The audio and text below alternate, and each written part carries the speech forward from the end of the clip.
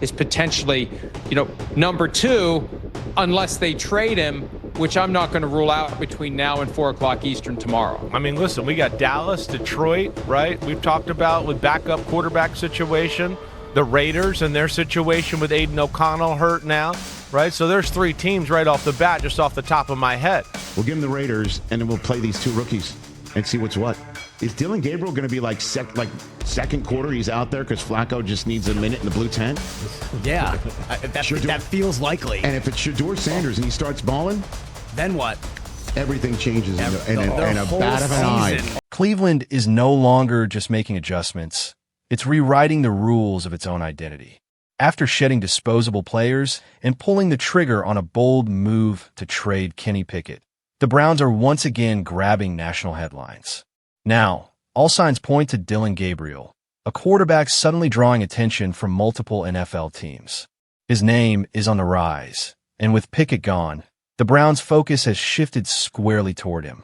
But beneath the noise, there's a bigger story unfolding: the steady rise of Shedeur Sanders. Whispers around the league suggest he may be only a few games away from stepping into the role of QB2.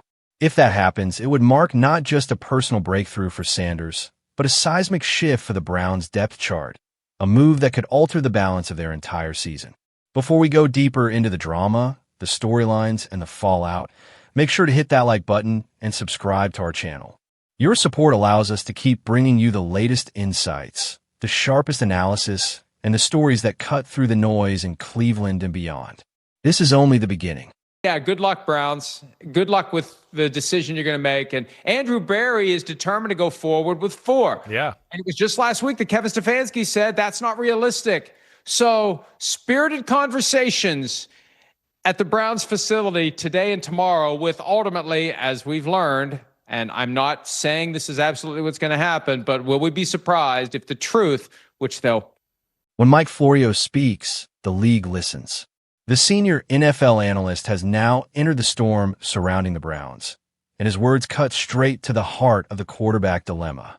Florio acknowledged the obvious. Trading Dillon Gabriel would strip Cleveland of some much-needed competition at the position, leaving the depth chart thinner and the internal battles less intense. But he also underscored a hidden silver lining, a clear runway for Shedeur Sanders to emerge. With Pickett already shipped out, Florio believes the Browns may be setting the stage for Gabriel to be next. Yet, the calculus isn't simple. Sanders, unlike Gabriel, isn't just another rookie on the roster. He is a cultural force. His massive fan base, his family name, and the national attention he commands make him essentially untouchable in the eyes of the organization. To move Sanders would not only spark outrage, it could ignite a full-scale revolt among the Browns faithful. Florio was blunt. Trading Sanders could be catastrophic, a move with consequences far beyond the field. And so, the focus inevitably returns to Gabriel, the more movable piece, the more expendable option, as Cleveland attempts to navigate this minefield of expectations, egos, and fan loyalty.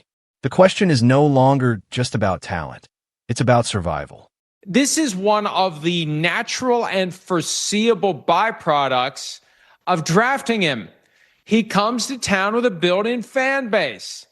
The mouth breathers, as you call them, are in tow. Not that I called them that, but you called them that. Yeah, they're there. Rich Eisen, a voice of authority and reason in the NFL landscape, didn't mince words when addressing the chaos swirling in Cleveland.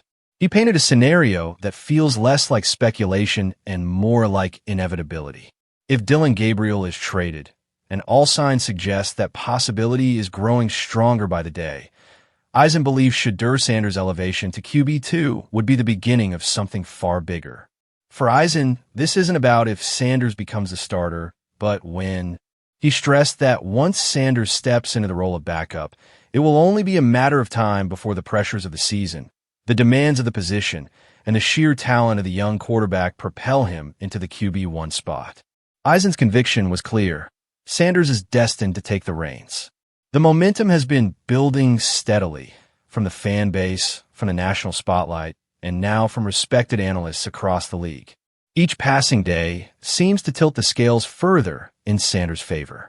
And if Eisen is right, this isn't just about Cleveland preparing for the future. This is about the Browns bracing for a mid-season turning point, one that could change the trajectory of the franchise entirely. Is Dillon Gabriel going to be like second quarter he's out there because Flacco just needs a minute in the blue tent? Yeah, that feels likely. And if it's Shedeur Sanders and he starts balling, then what? Everything changes in a whole bat of an eye. Stephen A. Smith, never one to shy away from bold proclamations, has now weighed in on the Browns' quarterback saga, and his focus is squarely on Shedeur Sanders. For Smith, the trajectory is undeniable. Even before the most recent preseason action, the writing was already on the wall.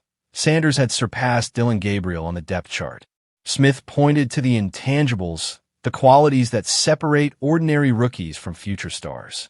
Aside from a minor stumble last week, Sanders has remained undefeated in his opportunities, demonstrating poise and control well beyond his years. More importantly, he has earned the trust of his teammates, communicating with clarity and confidence in the huddle, and showing leadership that cannot be coached. According to Smith, the Browns are not just intrigued, they are invested.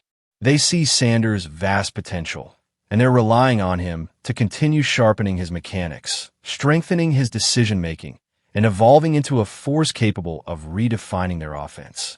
For Smith, the narrative is simple. Sanders is not only rising, he's building unstoppable momentum.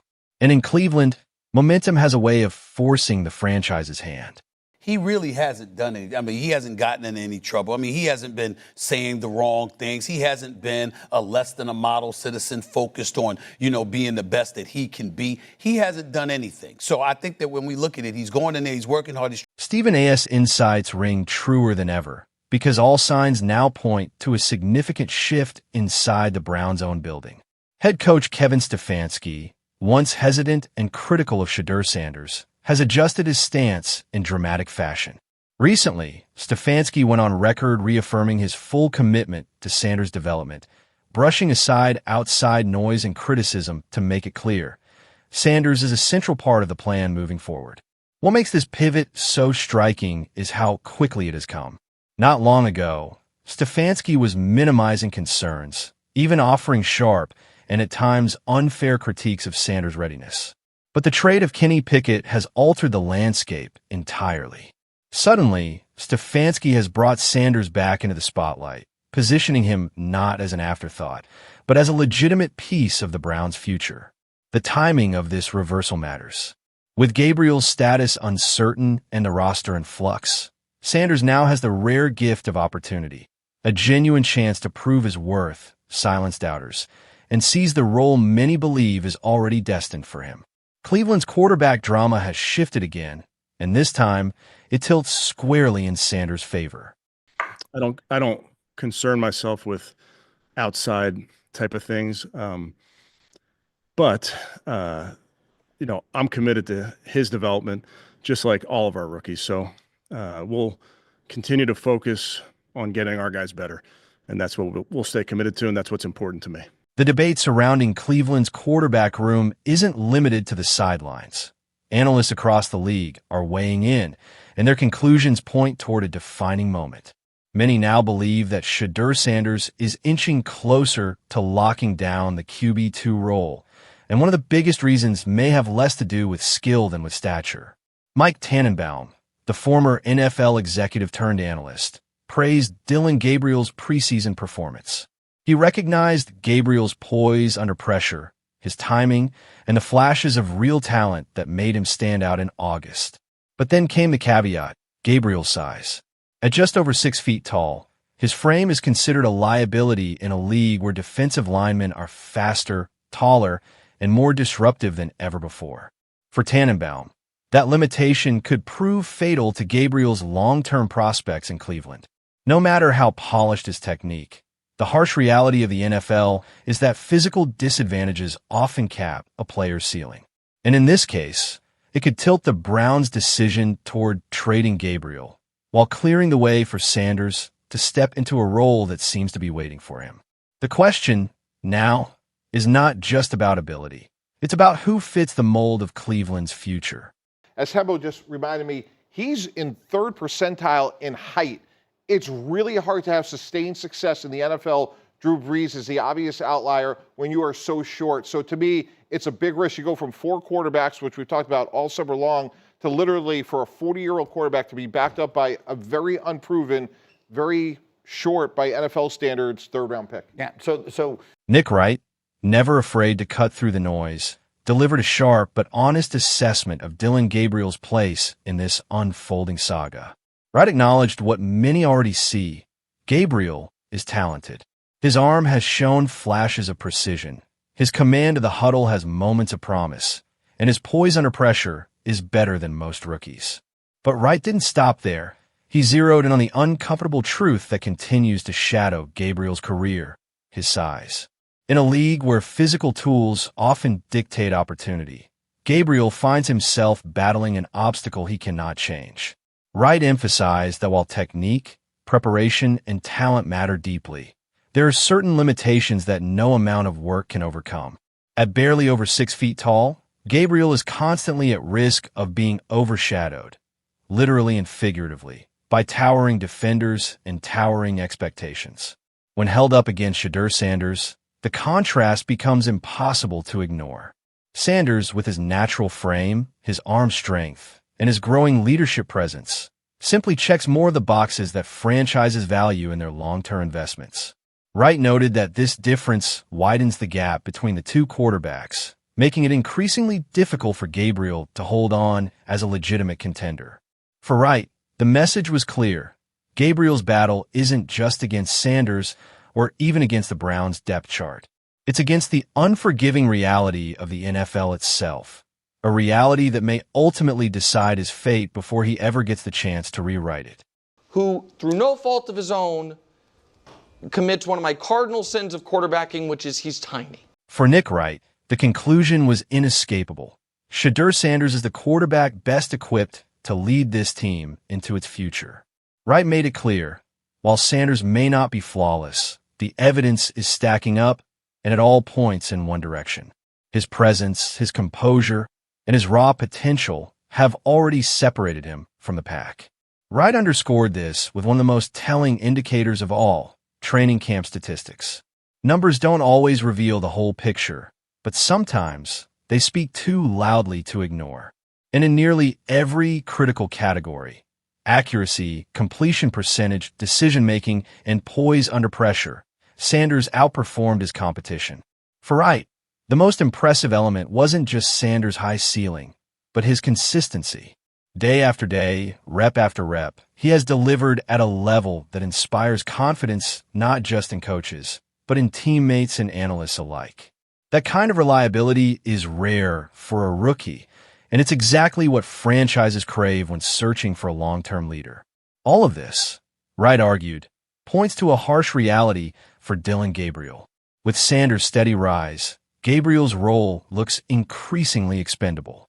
And as Sanders cements himself as the future face of the Browns' quarterback room, the likelihood of Gabriel being traded grows stronger by the day.